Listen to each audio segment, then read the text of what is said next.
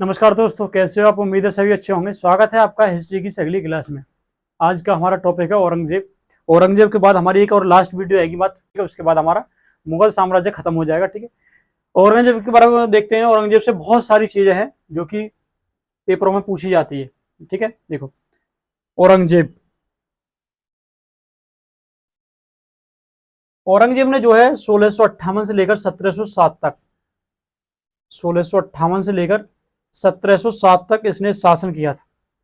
1658 से 1707 तक इसने शासन किया था। इसका जो जन्म है 1618 में हुआ था। इसकी माता का नाम मुमताज था, जिसकी याद में शाहजहां ने मुमताज महल बनवाया था, ठीक है। मुमताज महल यानी क्या, ताजमहल बनवाया था, ठीक है। अच्छा, एक चीज दूसरी क्या है, इसका राज्याभिषेक 2 बार हुआ था। मुगलों में ये पहला राजा था जिसका राज्याभिषेक 2 बार हुआ था। पहला हुआ था जुलाई 1658 में। सामूगढ़ की लड़ाई के बाद इसने अपना राज्याभिषेक वहीं पर करा लिया था कि क्या पता आगे खतरा आ जाए। उसके बाद जून 1659 में वो आगरा में फिर इसने धूमधाम के साथ अपना राज्याभिषेक कराया। इसके जो शासन का था, इसके शासन का जो वो था क्या, कुरान कुरान के हिसाब से इसने शासन किया। इस वजह से इसे क्या कहा जाता था, जिंदा पीर कहा जाता था। इसने कुरान शरीफ को, कुरान को लागू किया, ठीक है। जो मुस्लिम जो नियम थे उन्हें लागू किया अपने राज्य में, और इसे क्या कहा जाता था, जिंदा पीर कहा जाता था। जब ये राजा बन गया तो इसने सबसे पहला जो युद्ध लड़ा था वो लड़ा था ओरछा के जुझार सिंह से। इसने पहला युद्ध लड़ा था, ठीक है। देखो, इसने अपने राज्य में प्रतिबंध लगाए थे। कुछ क्या क्या प्रतिबंध लगाए थे, देखो। पहला प्रतिबंध लगाया था 1668 में। क्या लगाया था, हिंदू त्योहार उत्सवों पर प्रतिबंध लगा दिया था कि कोई भी हिंदू त्योहार नहीं मनाएगा। उसके बाद 80 प्रकार के टैक्स जो थे, जो कि शरीयत के विरुद्ध थे, शरीयत के हिसाब से पता है आपको शासन करता था, जो टैक्स शरीयत के विरुद्ध थे इसने उन्हें समाप्त कर दिया। उसके बाद अन्य त्योहारों पर प्रतिबंध लगा दिया, जैसे पारसियों का त्योहार था नवरोज, उसे प्रतिबंधित कर दिया। दिवाली है, तुलादान है और झरोका है, ये सभी क्या है, इन पर इसने प्रतिबंध लगा दिया था औरंगजेब ने। आगे बात करते हैं, देखो आगे संधि की बात करते हैं। तो इससे संधि हुई थी 1665 में, पुरंदर की संधि। किस किस के बीच, शिवाजी और औरंगजेब की तरफ से थे कौन, जय सिंह, ठीक है। शिवाजी को कैद करके आगरा के जयपुर महल में लाया गया। अब क्वेश्चन पूछ लिया जाता है कभी कभी कि जयपुर महल कहां पर स्थित है, तो भाई ये आगरा में स्थित है, ध्यान रखना, ठीक है। लेकिन शिवाजी क्या है, फलों की टोकरी में बैठकर यहाँ से फरार हो जाते हैं, ठीक है। हिंदुओं पर इसने कर लगाया जजिया, जो कि 1679 में लगाया, और तीर्थ पर कर लगा दिया। तीर्थ पर इसने कर लगा दिया। हिंदुओं पर ये 2 प्रकार के कर लगाए। यदि इसकी पत्नी की बात करें तो इसकी पत्नी की मृत्यु 1679 में हो जाती है, जिसका नाम था दिलरास बानो बेगम, ठीक है। जिसका अन्य नाम क्या था, रविया दुर्रानी या फिर बीवी, उसे बीवी कहा गया, ठीक है। जो फारस घराने की थी। इसके लड़ाने में ये अपने पिताजी की तरह थे, तो इन्होंने इसका मकबरा बनवाया औरंगाबाद महाराष्ट्र में। बीवी का मकबरा जो कि ताजमहल की नकल थी। अपने पिता की पैरों पर चलने पर, पद चिन्हों पर चलने की इसने आस्की में खूब कोशिश की, लेकिन ये चल नहीं पाए, ऐसा बनवा नहीं पाए, क्योंकि शाहजहां ने, जिन्होंने ताजमहल बनवाया था, उनके हाथ काट दिए थे, ठीक है। सही किया था उसने। इसने मंदिर तोड़े थे, एक काशी का विश्वनाथ मंदिर, ठीक है, और दूसरा केशव राय मंदिर जो कि मथुरा में था, वो भी इसने तोड़ा था। और गुजरात का सोमनाथ मंदिर, जिसे दुनिया लूट कर ले गई, इसने भी वो तोड़ा था, ठीक है।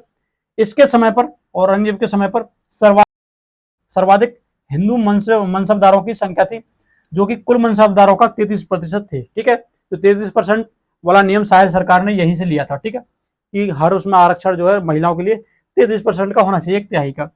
विद्रोह की बात करें भाई, तो विद्रोह 1669 में इसके समय पर मथुरा में हुआ था, जाट विद्रोह, जिसके नेता थे गोकुल। इस विद्रोह के नेता थे, जिनका जो आज भी क्या है, वहां पर महल बना हुआ है। नए राजवंश की बात करें तो इनके समय पर, औरंगजेब के समय पर एक नए राजवंश की स्थापना हुई, भरतपुर राजवंश की, जो कि जाट राजवंश था, जिसके राजा थे चूड़ामल। क्या नाम थे, चूड़ामल राजा थे। उन्होंने भरतपुर राजवंश की स्थापना की।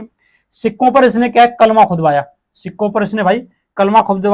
इसने देखो कब्जा किया था 1686 में बीजापुर पर इसने कब्जा किया, और 1687 में इसने गोलकुंडा पर कब्जा किया। वही गोलकुंडा जहां से जो है कोहिनूर हीरा वहां की खान से मिला था। 30 वर्षीय युद्ध जो हुआ था, क्वेश्चन पूछा जाता है किस किस के बीच हुआ था, मुगल और मारवाड़ राज्य के बीच हुआ था 30 वर्षीय युद्ध।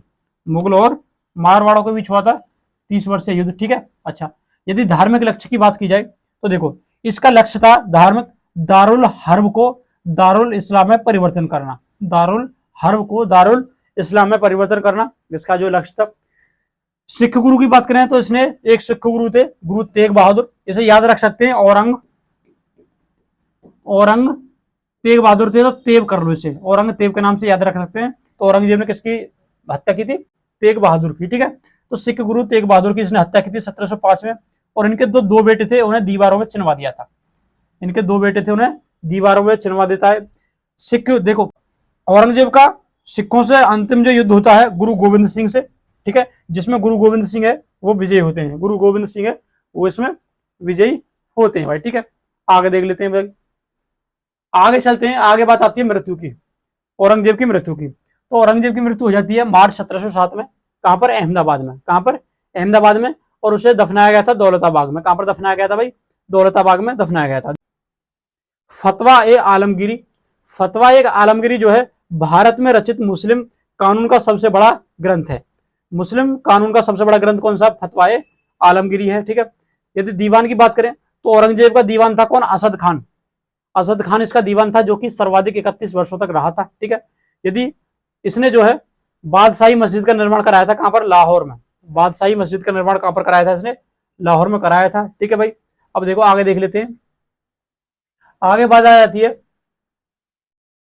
मुगल शासन से संबंधित, मुगल प्रशासन से संबंधित कुछ चीजें देख लेते हैं। देखो, मुगल शासन काल में मुगल साम्राज्य में सेना जो है 5 भागों में विभाजित थी, 5 भागों में विभाजित थी। ये क्वेश्चन पूछा गया है। अर्थव्यवस्था जो है उसका आधार क्या था? चांदी का रुपया था, ठीक है। लेन देन में प्रयोग किया जाता था तांबे का दाव है। स्वर्ण सिक्का जो प्रचलित था उसे इलाही कहा गया था। क्या कहा गया था? स्वर्ण सिक्कों को इलाही कहा गया था। अब यदि साहित्य की बात कर ले, फतवत आलमगीरी की जो रचना है वो ईश्वरदास नागर ने की थी। किसने? ईश्वरदास नागर ने की थी। फारसी में अनुवाद देखे मुगल शासन में तो रामायण का फारसी में अनुवाद किया था बदायूनी ने, और महाभारत का फारसी में अनुवाद किया था अबुल फजल ने। मुगल साम्राज्य में प्रधान को खुद मुकद्दम या चौधरी कहा जाता था। वही कोतवाल जो है नगर का प्रशासन संभालता था। फौजदार जो है जिले का प्रमुख होता था, सैनिक अधिकारी, ठीक है। जैसे कि आपके एसएसपी साहब होते हैं तो उस समय पर फौजदार होता था, ठीक है। अमल गुजार की बात करें, अमल गुजार जो है जिले का भू राजस्व एकत्र करता है, जैसे कलेक्टर होता है, कलेक्टर का पद है वो अमल गुजार की तरह होता था। यदि खजानदार की बात करें तो जिले का खजांची होता था। जिले का खजांची कौन होता था? खजानदार।